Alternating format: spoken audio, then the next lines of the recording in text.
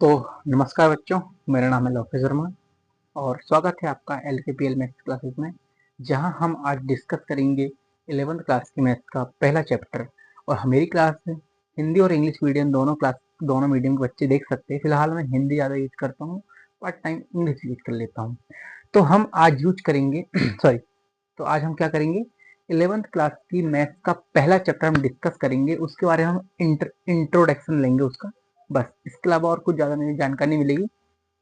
और कह सकते हैं कि प्रश्नावली के पहले कुछ एग्जाम्पल वगैरह हो सकते हैं, उसमें अपन डिस्कस कर लें। ठीक है, फिलहाल हम चलते हैं। हमारे चैप्टर का नाम क्या है बेटा? समुच्चय।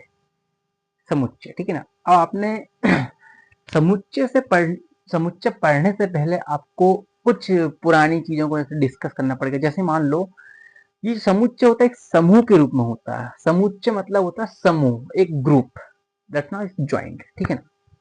तो क्या होता है, हम समुच्चय में ऐसी चीजों को पढ़ते हैं जिसको हम काउंट कर सकते हैं। जैसे हम बोले कि कि इस तालाब में 40 मछलियां हैं, ठीक है ना। इस तालाब में 40 मछलियां हमने खुद ने डाला है, ठीक है ना। तो ये जो समूह, जिस प्रकार से मैंने बोला कि 40 मछलियों का समूह है, तो ये गिनती जिसको हम गिन सकते हैं, उस चीज को हम इस समुच्चय के अंदर पढ़ते हैं। बात समझ में? जैसे हम बात करें कि भारत की 5 सबसे सुपरहिट मूवी भारत की, ये कह सकते हैं कि हम कह सकते हैं कि जैसे कि भारत के 5 बेस्ट अभिनेता। तो हम ऐसा कह सकते हैं, बेस्ट अभिनेता मतलब कहने का मतलब ये कि देखो, मेरा जैसे कि मेरे पसंद का अभिनेता मान लो कोई और होगा, जैसे आपकी पसंद का अभिनेता कोई और होगा, कोई अलग अलग प्रकार के अभिनेता को पसंद करता है, ठीक है ना। वो अपनी अपनी चॉइस होती है। लेकिन मैं कहूं कि भाई 6 से लेकर के 6 से लेकर के 12 तक टोटल कितने नंबर आएंगे? उसमें हमारा 7 आएगा, 8 आएगा, 9 आएगा, 10 आएगा, 11 आएगा, ठीक है ना। तो 6 से लेकर के 12 तक ओनली बीच में कितनी संख्या? 5 संख्या है। तो ये 5 संख्याओं का समूह, ये कैसा होता है? सुपरिभाषित होता, मतलब इसको हम काउंट कर सकते हैं। दैट इज आ समुच्चय के रूप में इसको काउंट करेंगे। जिस समूह को हम काउंट कर सकते हैं या किसी नंबर के द्वारा दर्शा सकते हैं, उसी को हम समुच्चय कह सकते हैं। बात समझ में आई? अब थोड़ा सा जानकारी आपको मैं लेकर के गया हूं अभी तक ओनली चैप्टर के बीच में कि हम पढ़ने क्या जा रहे हैं। बात समझ में आई? ठीक है, अब ये समुच्चय, इसकी परिभाषा देख लेते हैं, ठीक है। क्या है बेटा समुच्चय की परिभाषा? वस्तुओं के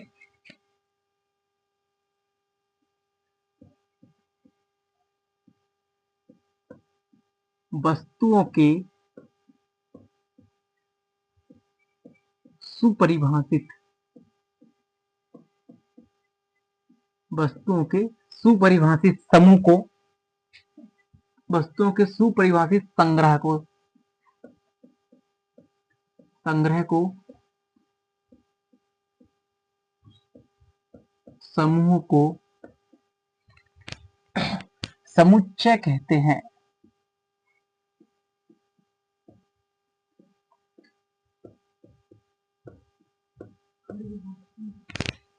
कुछ परिभाषा समझ में आई? कुछ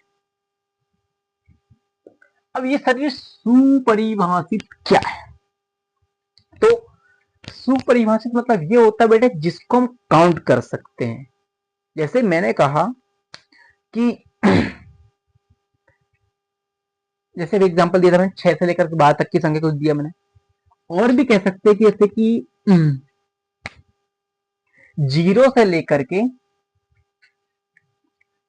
लेकर के 10 तक पूर्णांक कितने हैं? तो आप बोलोगे सर 10 ही तो है ना, 11 है। 0 1, उसका 10 तक अपन काउंट करना है, कितने 11 होंगे, ठीक है ना। जैसे कि 0 1 2 3 4 5 6 7 8 9 10, तो 1 2 3 4 5 6 7 8 9 10 11। तो करोड़ कितने बेटा? 11। तो ये मैं काउंट करूं या कुछ दूसरा बंदा, या अमेरिका का बंदा करे, या कहीं का भी व्यक्ति उसको काउंट करे, तो वो हमेशा 11 ही काउंट होंगे। क्या यहाँ 10 काउंट होंगे, 8 काउंट होंगे, 5 काउंट होंगे? नहीं ना, ओनली कितने काउंट होंगे? 11 ही काउंट होंगे, 11 ही काउंट होंगे। और भी कह सकते हैं, जैसे कि मान लो मैंने 40 लिया 14 और इसका गुणनखंड तोड़ा। गुणनखंड तोड़ने के बाद मेरे को जो मिला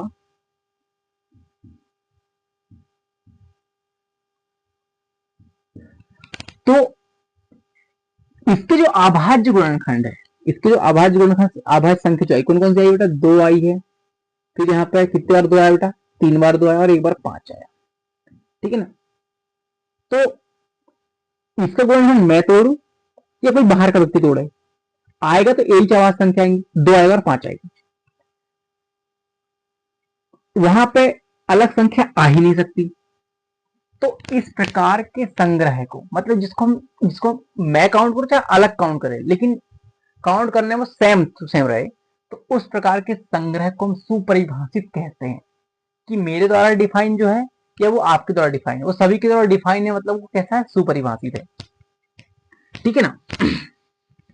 तो इस परिभाषा को आप लिख लेना कि वस्तुओं के सुपरिभाषित संग्रह को हम क्या कहते हैं बेटा? समुच्चय कहते हैं। चलो ये बात तो ठीक है, कुछ उदाहरण लिख लेते हैं अपन लोग। ठीक है ना? पहला, 10 से कम विषम प्राकृत संख्या। मैं उदाहरण लिख देता हूं पहले।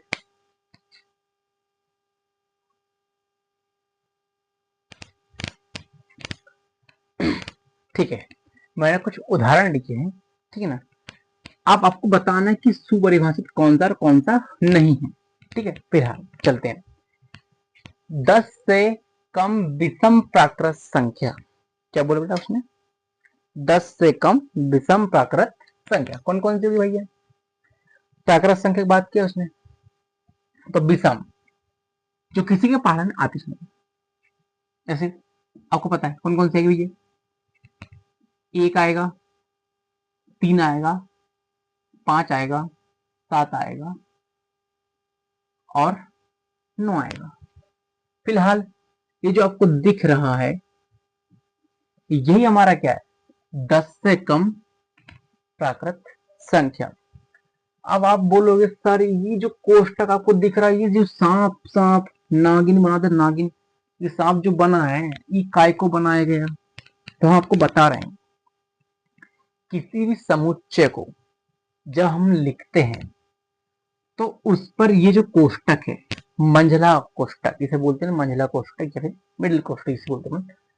तो ये जो भाई साहब है ना, इसका यूज हम हमेशा समुच्चय को बताने के लिए हम इसका यूज करते हैं। That is a point.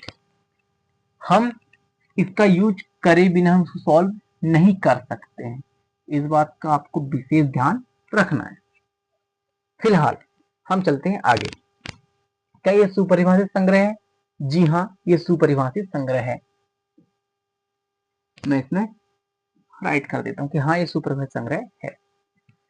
16 से कम प्राकृत संख्या, 16 से कम प्राकृत संख्या। ठीक है ना? कौन कौन सी? तुम गिनो चाहे मैं गिनूं, गिन लेते हैं। 1 2 3 4 5 6 7 8 9 10 11 12 13 14 15। तो इस प्रकार से 16 से कम प्राकृत संख्या मैं काउंट करूं या आप काउंट करें, होगी तो उतनी जितनी है। ठीक है ना? तो ये भी क्या है? सुपरिभाषित संग्रह है। आगे बढ़ते हैं। सबसे अच्छे फलों की संख्या, फलों की संख्या। अब देखो भाई, मेरे को कुछ अलग चीजें पसंद है, आप कुछ अलग चीज। मान लो मेरे को सेब खाना पसंद है, आपको सेब खाना पसंद नहीं होगा। ठीक है ना? मेरे को अंगूर खाना पसंद है, आपको अंगूर पसंद नहीं होगा। तो अपने अपने पसंद के फलों को अपन काउंट करेंगे। तो सबसे अच्छे, मेरे को तो अच्छे ये सब चीज लगते हैं, 5 मान लो कुछ होंगे, आपको कुछ और अच्छे अलग लगते होंगे। तो इस प्रकार से एक दो फल तो आपके अलग अलग ही होंगे, ठीक है ना। तो मैं यहाँ लिख देता हूँ संख्या, मान लो 5 सबसे अच्छे फलों की संख्या। तो भाई आपके कुछ और होंगे, मेरे कुछ और होंगे, इसीलिए इसको हम सुपरिभाषित संग्रह नहीं कहेंगे, इसको समुच्चय में काउंट नहीं करेंगे। दैट्स नॉट क्लियर, ठीक है। आगे, दुनिया के 6 सबसे खतरनाक जानवर। अब सोचो, ये भाई साहब जो है 6 सबसे खतरनाक जानवर कह रहे हैं, भाई ऐसे तो बहुत सारे जानवर है, डायनासोर हो गए, वो बहुत सवाल पहले, ठीक है ना, जैसे मगर हो गया, या फिर शेर कह सकते हैं, बाघ कह सकते हैं। तो ऐसा नहीं जरूरी कि भाई, जैसे मान लो जैसे अफ्रीका में भाई उनको शेर कोई ज्यादा खतरनाक लगते नहीं, नॉर्मल रहते हैं उनके लिए, ठीक है ना। तो अपने यहाँ शेर सबसे खतरनाक, टाइगर सबसे खतरनाक जानवर मानते हैं अपन। तो ये अलग है, मतलब हर एक के लिए अलग अलग संख्या है, तो इसलिए हम उसमें बोलेंगे सुपरिभाषित नहीं। अंग्रेजी वर्णमाला के स्वर का संग्रह, स्वरों का संग्रह, स्वरों का संग्रह। अब देखो, वो मेरे लिए और बाहर किसी भी अन्य व्यक्ति के लिए भी वही होंगे जो मेरे लिए, जैसे कि ए, फिर ई, फिर आई, फिर ओ, फिर उसका यू। तो जो मेरे लिए डिफाइन है वो सभी के लिए डिफाइन है, कि हाँ भाई ये तो सबके लिए, इसलिए ये कैसा होगा, सुपरिभाषित संग्रह होगा। 140 की आवाज जो गुणनखंड कौन कौन से होंगे, जो मेरे होंगे वो सबके लिए होंगे। तो हम निकाल लेते कौन कौन से आते भैया। 2, 7, 2, 35, 5, 7, 7, 1। तो जो आवाज गुणनखंड मेरे लिए वो सभी के लिए प्राप्त हुए। एक बार ही लिखना है, इस बात को इतना रखना, जो भी संख्या बार बार रिपीट नहीं करते, एक ही बार उस संख्या को काउंट करते हैं, मतलब लिखते हैं हम। 5 आए, 7 आए, इस प्रकार से। रुक जाओ, एक बार बता दूं आपको मैं, 2, 2, 5, 7। सर ये इस प्रकार से लिख सकते हैं किसको अपन, जी नहीं, हम इस प्रकार से नहीं लिख सकते, क्योंकि इसमें दो बार रिपीट नहीं हो सकता, एक ही बार लिखेंगे अपन उसको, ठीक है ना। तो इस प्रकार से हम इनको हमने जाना है कि भाई हम किसको कैसे लिखेंगे, ठीक है ना। चलो फिलहाल हम आगे बढ़ते हैं, थोड़ा सा इसको क्लीन कर लेता हूं, ठीक है। आगे बढ़ते अपन, आगे क्या बेटा, समुच्चय का निर्माण रूप, ठीक है ना।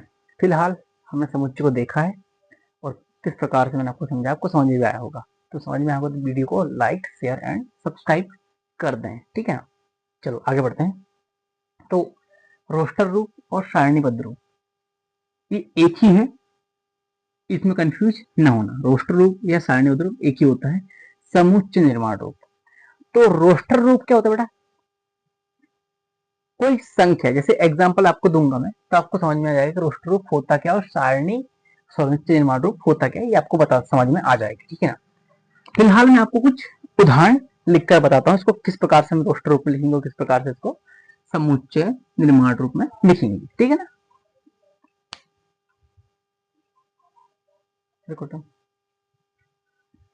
ठीक है, देखो कहां चल रहा है अपन आगे। तो समुच्चय निर्माण रूप होता क्या है, दो प्रकार के होते हैं। पहली बात तो रोस्टर रूप जिसे हम बोलते हैं सारणीबद्ध रूप, ठीक है ना। और दूसरा क्या होता है बेटा, समुच्चय निर्माण रूप, ठीक है ना। तो सर ये सारणीबद्ध रूप क्या है, तो ये होता है बेटा ए इक्वल टू, क्या होता है बेटा, ए इक्वल टू, मान लो एक समूह है, मैंने नाम दे दिया ए बी सी डी, आपको लगे जो दे दो, कोई दिक्कत नहीं, ठीक है ना। तो क्या होता है, यहाँ पे लिखा अपन ने -3, -1, 0, 1 2 3 4 5 6 तक है, ठीक है ना। तो हम इसको कैसे लिखेंगे, समुच्चय निर्माण रूप में कैसे लिखेंगे, इसको लिखेंगे अपन A equal to X subject X. Sir ये एक्स सब्जेक्ट एक्स क्यों लिखते हैं, ऐसा हमको लिखना पड़ता है क्योंकि एक्स कोई समूह होता है, समुच्चय का नाम दे रहे हैं अपन, ठीक है ना। एक्स सब्जेक्ट एक्स एक पूर्णांक है और ये कहां से स्टार्ट हुआ बेटा, ये -3 से बड़ा है, ठीक है, -3 से बड़ा है, और x का अपन ने एक समूह का नाम दिया है, समूह कौन सा बेटा, ये वाला समूह है, ठीक है ना। तो -3 से बड़ा और 7 से छोटा, -3 से बड़ा और 7 से छोटा, तो हमने इसको इस प्रकार से लिखे, ठीक है। अगला वाला एग्जांपल, एक इक्वल टू का लिखे अपन बेटा 1 2 3 4 5। हम इसको कैसे लिखेंगे बेटा, क्योंकि एक से स्टार्ट हो रहा है, हमने प्राकृत संख्या, पूर्ण संख्या, पूर्णांक सारी चीज पढ़ चुके हैं, तो यहाँ हमने स्टार्ट कहां से, एक से किए, तो एक मतलब क्या बेटा, एक से स्टार्ट हो मतलब कहां, प्राकृत संख्या, ठीक है ना। तो 1 2 3 4 5, इसको कहेंगे बेटा एक्स सब्जेक्ट एक्स, इस प्रकार से है कि संख्या 6 से कम एक प्राकृत संख्या का समूह है, समुच्चय है। अब यहाँ एक शब्द लिखा हमने, क्या लिखा बेटा, बी, इस समूह में चेंज किया, क्या लिखा यहाँ पे, TRIGONMNP बाय, एक ही शब्द है अंग्रेजी का, क्या लिखा है, ट्रिग्नोमेट्री। ट्रिग्नोमेट्री शब्द के सभी अक्षरों का समूह है ये। जैसे एग्जांपल तौर पर, सर ये तो ट्रिग्नोमेट्री दिख ही रहा, हमको ट्रिग्नोमेट्री लिखा ही नहीं है। एक बात का विशेष आप ध्यान देना, जैसे मान लो यहां टी लिखा है, टी कितनी बार आया बेटा, एक, ये बार 1 2, मतलब कितनी बार आया, 2 बार, तो 2 बार टी आया, तो हम यहाँ 2 बार टी लिखेंगे, एक्चुअली हम टी को एक बार ही लिखेंगे, शब्द को रिपीट या अक्षर को रिपीट नहीं किया जाता, इस बात का विशेष ध्यान रखें, ठीक है ना। जैसे आर, आर यहाँ 2 बार है, तो हमने एक ही बार लिखा है यहाँ पे आर, ठीक है ना, इसलिए ट्रिग्नोमेट्री ये नहीं लिखा है, ओनली ये बस लिखा है। तो हम यहाँ पे समुच्चय हम बताते हैं या कुछ एलिमेंट्स दर्शाते हैं, तो एलिमेंट्स को एक ही बार लिखते हैं, मतलब अवयव को एक ही बार लिखते हैं, फिर हम अक्षरों को एक ही बार ही लिखते हैं। बात समझ में आ गई। तो यहाँ पे टी और आर 2 बार थे, हमने उनको एक बार ही लिखा है, ठीक है ना, एक ही बार लिया, इसलिए ट्रिग्नोमेट्री शब्द का ये क्या है, वर्जन है, अपडेट वर्जन, ठीक है ना। बात समझ में आ गई होगी। तो समुच्चय निर्माण रूप क्या हुआ, सारणी समुच्चय निर्माण रूप क्या हुआ, सारणीबद्ध रूप क्या है, आपको समझ में आ गया। तो समझ में आ गया हो तो वीडियो को लाइक करें, ठीक है ना। आगे बढ़ते हैं तो हम कुछ क्वेश्चन करते हैं अपन प्रश्नावली के, ठीक है ना। तो प्रश्नावली कुछ क्वेश्चन में लिख देता हूँ, फिलहाल तो आपको बता दें कि ये आपकी प्रश्नावली का क्वेश्चन है, ये वाला भी आपकी प्रश्नावली क्वेश्चन, और ये वाला भी आपकी प्रश्नावली का क्वेश्चन है। प्रश्नावली 1.1 के पहले क्वेश्चन के कुछ क्वेश्चन मैंने उठाकर लिए थे आपको यहाँ पे बताने के लिए एग्जाम्पल के रूप में, तो समझो तो आपको आ ही गया होगा। फिलहाल आप इसका स्क्रीनशॉट ले।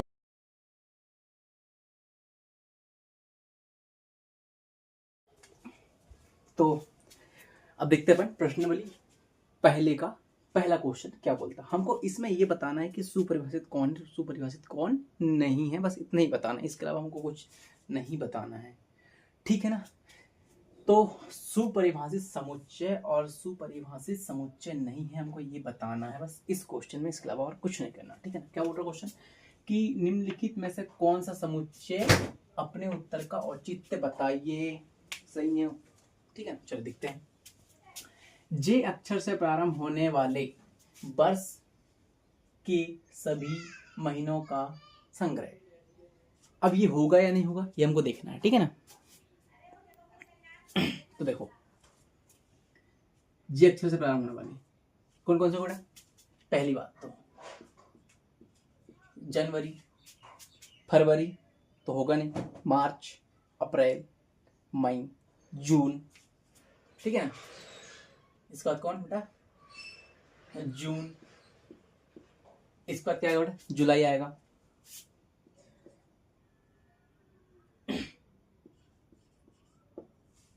जून, जुलाई, अगस्त, सितंबर, अक्टूबर, नवंबर, दिसंबर, इसके अलावा कोई है ही नहीं।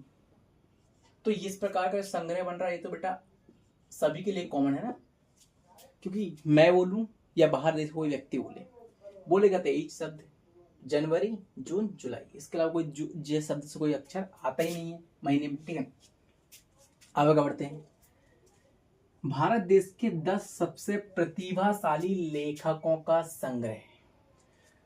देखो, भारत में बहुत सारे लेखक हैं, ऐसे 100 से अधिक लेखक होंगे, तो प्रतिभाशाली कौन है, सभी तो प्रतिभाशाली है ना। हम कहें कि भाई मुंशी प्रेमचंद अच्छे लेखक हैं, या मैं कहूँ सुभद्रा कुमारी चौहान अच्छे लेखक हैं, ठीक है ना, या फिर और बहुत सारे हैं, जैसे हम कह सकते हैं कि जैसे सूरदास, तुलसीदास, ठीक है ना।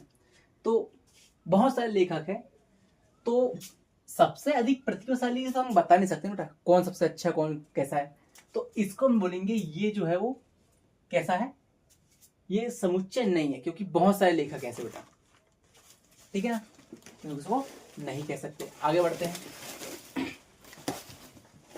आगे क्वेश्चन के बेटा, विश्व के सर्वश्रेष्ठ 11 बल्लेबाजों का संग्रह, ठीक है ना, विश्व के सर्वश्रेष्ठ 11 बल्लेबाजों का संग्रह। अब देखो, आपको रिकी पॉन्टिंग पसंद रहे होंगे पुराने जमाने आपके, ठीक है ना, जैसे हमारे दादाजी हो गए, उनके ज़माने में कोई और थे, ऐसे कि हमारे पापा जी की उम्र में ब्रेंडन मैकलम हो गए, ठीक है ना, क्रिस गेल हो गए, ये उस समय खिलाड़ी हैं। क्योंकि आज के खिलाड़ी नए नए उभरते हुए सितारे हैं, जैसे कि भाई जैसे शुभमन गिल हो गया, अपने विराट कोहली हो गए, रोहित शर्मा हो गए, और जो अभी नए नए आए हैं जैसे वैभव सूर्यवंशी वगैरह हो गए। तो इस प्रकार से नए नए खिलाड़ी जो आ रहे हैं, तो ये भी तो सर्वश्रेष्ठ बल्लेबाज है, तो हम ये नहीं कह सकते सर्वश्रेष्ठ कौन है और कौन नहीं है, इसलिए ये भी क्या है बेटा, एक संग्रह नहीं है। आपकी कक्षा के सभी बालकों का संग्रह है। देखो मेरी कक्षा में जितने बच्चे आते होंगे 20, 25, 30 जितने भी आ रहे हैं, ठीक है ना, तो जिस क्लास में आप पढ़ रहे हो उस क्लास के बच्चे से कॉमन है कि भाई 50 बच्चों का एक साल में एडमिशन हो रहा है, उसमें 45-46 मतलब 40 बच्चे तो 40 ही रहेंगे ना, तो वो कैसा होगा, सुपरिभाषित संग्रह रहेगा, इसलिए ये सही है। आगे बढ़ते हैं, 100 से कम सभी प्राकृत संख्याओं का संग्रह। अब 100 से कम सभी प्राकृत संख्याओं का संग्रह, देखो बेटा 100 से कम की बात कर रहा है, मतलब सिंपल सी संख्या दे दी है कि भाई आपको 100 से कम, मतलब 1 से स्टार्ट हो रहा है, 1 से स्टार्ट हुआ वो, तो 1 से स्टार्ट होगा बेटा, तो जाएगा कहाँ बेटा, 99 तक जाएगा। 100 से कम मतलब कहाँ तक जाएगा, 1, फिर यहाँ 2 आएगा, फिर यहाँ 3 आएगा, फिर यहाँ 4 आएगा, up to dash dash dash dash 99। तो ये भी एक संग्रह है, क्योंकि मैं बोलूं या फिर बाहर देश कोई व्यक्ति बोले तो वो तो बोलेगा ना कि भाई हाँ 1 से लेकर के 99 तक टोटल कितनी होती संख्या ही होती है, वो बोल रहा है कि 100 से कम सही प्राकृत संख्या, तो सब यही चीज लिखेंगे 1 से लेकर 99 तक, कोई 98 में लिखेगा, कोई 4 लिखेगा, 5 लिखेगा, सब लिखेंगे कहाँ तक, 99 तक, 99 तक ही लिखेंगे सब लोग। आगे बढ़ते हैं, लेखक प्रेमचंद द्वारा लिखित उपन्यासों का संग्रह।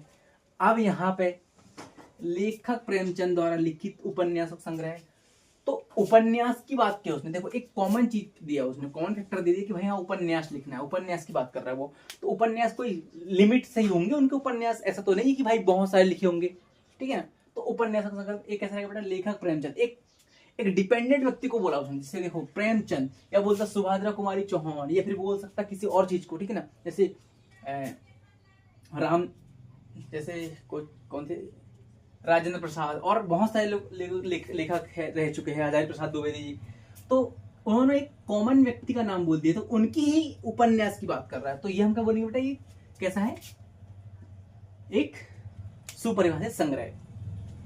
सभी संपूर्णांकों का संग्रह, सभी संपूर्णांकों का संग्रह, अब सभी संपूर्णांक, ठीक है ना, तो और इसने बोला है कि भाई सम होना चाहिए, तो देखो सम पूर्णांकों की बात की, उसने पूर्णांकों की बात कर दिया, तो इसलिए क्या होंगे बेटा, ये सुपरिभाषित संग्रह होगा। आगे बढ़ते हैं, इस अध्याय में आने वाले सभी प्रश्नों का संग्रह, इस अध्याय में, इसी अध्याय की बात कर रहा है वो, तो इस अध्याय में जितने क्वेश्चन आने वाले, जैसे मान लो इस अध्याय में मान लो 4-5 ही क्वेश्चन ज्यादा नहीं है, ठीक है, नहीं तो उनके तो जो साथ में ऑप्शनल है, ठीक है ना, तो इस अध्याय में आने वाले प्रश्नों का संग्रह कैसा रहेगा बेटा, सुपरिभाषित रहेगा। आगे, विश्व के सबसे अधिक खतरनाक जानवरों का संग्रह, आप बोलोगे सर ये तो सुपरिभाषित होगा, नहीं है, ये सुपरिभाषित नहीं है। क्या होता है, जैसे एग्जांपल की बात करूं मैं, बॉयज लोग, ठीक है ना, बॉयज की बात करें तो बॉयज एक अलग ही प्रकार का है, ठीक है ना, वो छिपकली से डरेगा, कॉकरोच से डरेगा, ठीक है ना, सांप कैसे पकड़ के घुमा देते हैं, तो ये तो इंसान की बात हो गई, मतलब हमारी बॉयज लोगों की बात। अब लड़के को देखो यार, चींटी भी देख लेते हैं, ऐसे डर के भागते हैं, कि भाई बहुत बड़ा सांप देखा हो, एनाकोंडा देख लिया होगा, कॉकरोच देखा तो ऐसे भागते बिल्कुल, मम्मी बच गई, मर गया, पापा मर गया, ऐसे बोलते हैं। तो उस बात से आपको निश्चित रहना पड़ेगा कि जानवर सबसे अधिक खतरनाक जानवर, सबसे अधिक खतरनाक जानवर, ठीक है ना, तो जैसे अफ्रीका की बात करें, वहां के लोगों को शेर मेरे से कोई डर लगता ही नहीं है, ठीक है ना, शेर मेरे से उनसे डर लगता ही नहीं है, वो तो ऐसे समझते दोस्त है, ठीक है ना। जैसे भाई कोई लोग, कुछ लोग क्या होता है कि जैसे भेड़िए पाल लेते हैं और अदर जानवर पाल लेते हैं, तो वो सबसे खतरनाक नहीं है, मतलब कुछ भी हो सकते, बहुत सारे हो सकते हैं, इसलिए कैसा है, सुपरिभाषित संग्रह नहीं होगा।